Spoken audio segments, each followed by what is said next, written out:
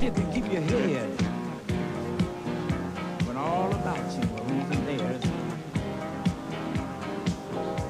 You can inherit the wind. Why don't you try, my friend, my friend? There was a gentleman named Otis Smith that was promoting the album. He had a promotional company.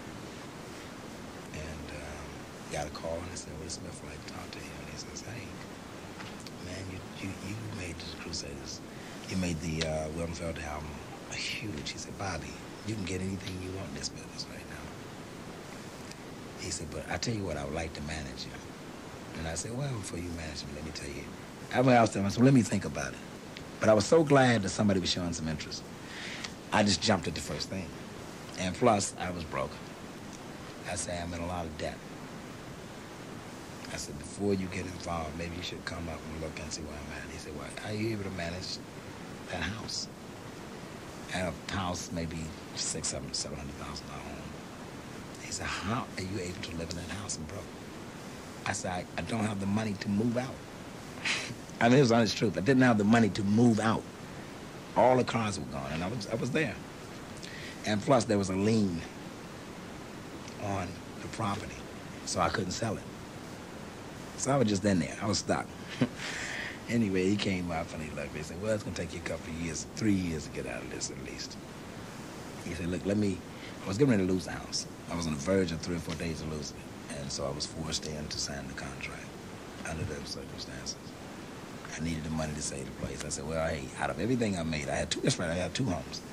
I said, everything I made, my mom was living in one, and I never wanted her to know that the situation was that bad, but she probably knew. She probably had heard it, you know. So I said, well, I would lose my house before I let my mom lose hers. Anyway, he took care of both of those houses. He says, here's $11,000, $12,000. That'll save the mortgages on both. And that's what he did. And from that day on, we went in and cut the hit album. I mean, I was up, cut the hit album. The story is, he told me he would get me a record deal. Then he goes around to all the companies, but he don't go. The company said, how much you want? He would ask for something phenomenal. He wants his own, I want my own label. I want, you know, they say, hey, we'll pay Womack. Womack just came back with one single that he didn't write. He just sung the song. It's a hit record. And now, come on, let's be reasonable. So he kept coming back. He said, nobody wants you. I don't understand it. Did you do something bad in the business? Nobody. When I mentioned By Woman, they said, oh, man, don't mention the name in it. Get out. So I said, well, Otis, stop calling me up, telling me all this bad news. It's depressing me. Tell me something good, you know. So he kept saying he couldn't get a deal away. He said, but you know what? I do not understand it. You got a #1 record and can't get a deal anywhere. But being away from the scene that long, you know you got to be frightened. So I believed him. You know, he says, well, I'll tell you what I'll do. I'm going to start a record label because I'm one of your biggest fans. I like you. That's how much I believe in Bobby Womack. So call it Beverly Glen. That was the street he lived on. That's commitment. Yeah.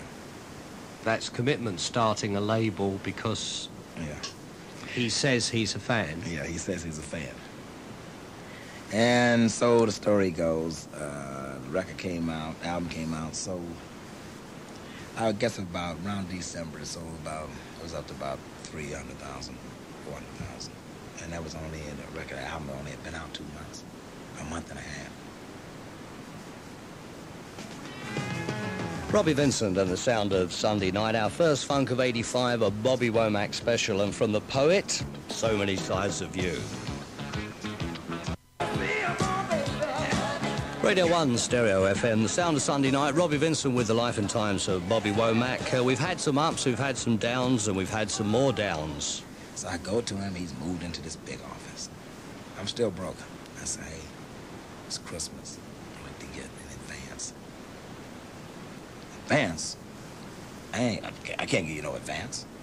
But in the meantime, he's telling me I'm sending out these gold watches all across the country to all of these different disc jockeys.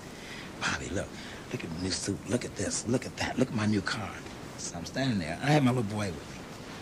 So I say, hey man, I gotta get some money. I can't go through no Christmas, I gotta do something. You know what I mean? I just wanna have a good Christmas, just, you know, something. He said, well, I don't know. Call me, come by Monday. So I went by Monday. Hey, man, I can't talk to you now. Come by Tuesday. Tuesday, we had 2 secretaries. She says, Mr. Smith is in a meeting now. That kind of thing. So I got violent again. I called my wife. I said, you know what I'm going to do? I'm going to go. I said, this guy's not going to pay me. He's not going to give me any money. So he told me, I'm supposed to pick up about $80,000 or something, Monday, Tuesday, Wednesday. But what kind of money are you talking about? And just the way he was talking to me, it was like a down. It was taking me back in that slump that I refused to be in. So I said, that's okay, I'll talk to you later. I'll go. I called the studio. And I'm good at being other people, sounding like other people. So I was Otis Smith that night. I said, listen, my artist is coming over. Give him all his tapes. And when I cut the Port album, I cut 2 albums. When I cut maybe 20 or 30 songs. I got enough for 2 or 3 albums. I say, give him all the tapes. He said, you sure? He said, well, can we call you back? I said, no, I'm in my car now. I'm out in the street, so you won't be able to reach me. I said, he'll call something. Right after that, I called. Yeah, my name's Bobby Womack. Yeah, Bobby Womack. Otis just said, just okay, you pick up the tapes. I picked up all the tapes. Then my wife would put them in the car. Then we go back to the house. We call him again. I say, Otis, this is Bob again. I say, so I'm not going to be able to get that advance. He said, look, I told you that I might be able to give you something, but you're bugging me now. I said, well, bug this. I got all the tapes. He said, no, you couldn't have all the tapes because I told him not to even let you come in the studio, not even let you come near. I said, but I told him I was you. I said, Otis, I can talk just like you.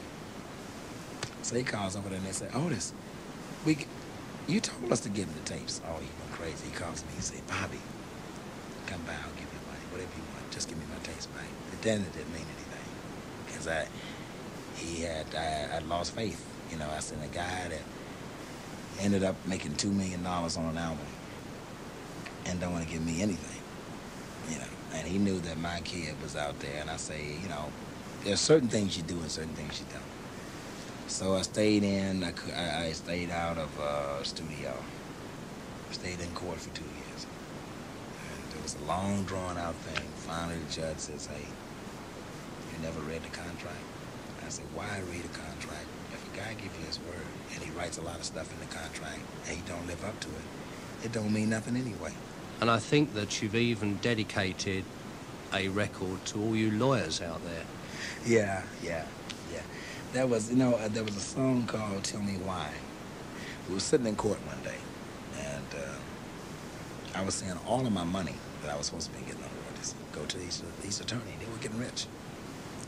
So I started writing this song, Tell Me Why Can't We Work It Out Between Ourselves. It was really directed at Otis Smith.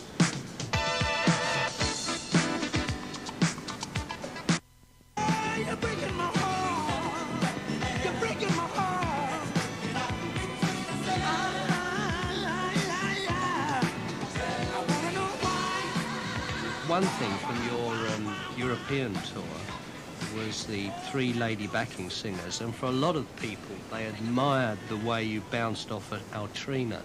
Where on earth did you find a stunning singer like that? You said you'd worked with her father. Yeah, I worked with her father, but I didn't know that at the time. The strangest thing, I was in Cleveland, Ohio, on my way to the airport, and there was a hamburger stand. I don't like the airport, the plane, whatever they serve you on the plane. You know, airplane capsules, food. Yeah, airplane food. Right. Like So you have a hamburger instead. So I'd say I'll have a hamburger. So I run in to get a hamburger, and these people were spellbound that it was me, you know. Does this man eat hamburgers? So now they come in, what are you doing here in this hamburger joint? I said, I like hamburgers. And I said, give me a couple of hamburgers. In the meantime, she comes out. She said, oh, my Lord, Bobby, oh, this is my break. This is my break to get over. She went to start the singing. She said, I'm telling you, you're going to take me with you. I can sing. She started singing Love Is Finally Coming at Last. She, you know, the mic that you make the announcement on. The hamburgers, she started singing on that. And what was she singing? Love Is Finally Coming at Last. I could not believe that this girl could sing like that, you know. And I took her right to the airport that day. Dropped her apron. She took her apron. They sent me a bill, say, you know, you took somebody from here, send back the apron or send us $145. Is this a true story? This is true. This is true. And she was always embarrassed about the stories. And she said, Bobby, don't tell people I worked at Wendy's. I mean, I said, you were desperate. You were trying to make it. And you wanted to get out of there. So I said, it's true. It's cute. I said, I don't see nothing wrong with that. I said, I will never forget the night. I took her, brought her back home, and she stayed with me. And I just worked with her. I said, you know, you think you can go out on stage and you think you can sing like that every night?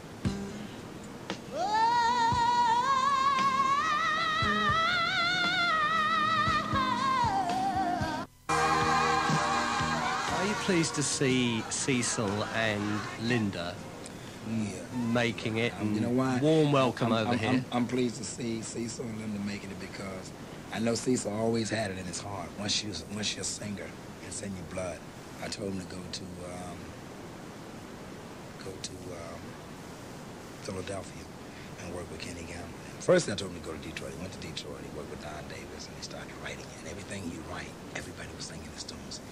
He came back to me and he said, "Hey man, I want to give you a gift. I got a song called TKO," and he sung it to me. But at the time, I was going through. I just come out of my situation, and I didn't have anything going. I said, "Cecil, I don't even have a record company. I can't get a deal." He said, "Oh man, you can get a deal." I said, "No, I can't get no deal." I said, "Man, they got new things happening out there, and they ain't into me right now." I said, "But I tell you what, that's a hit record." I said, "Why don't you give it to Teddy?" And one day I was driving down the street and I heard that song. It scared me to death. I think I ran a red light.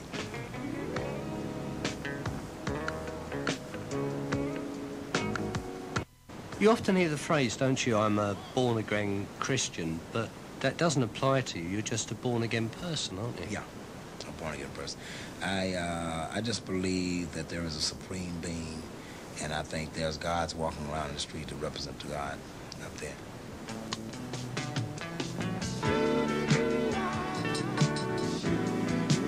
Album.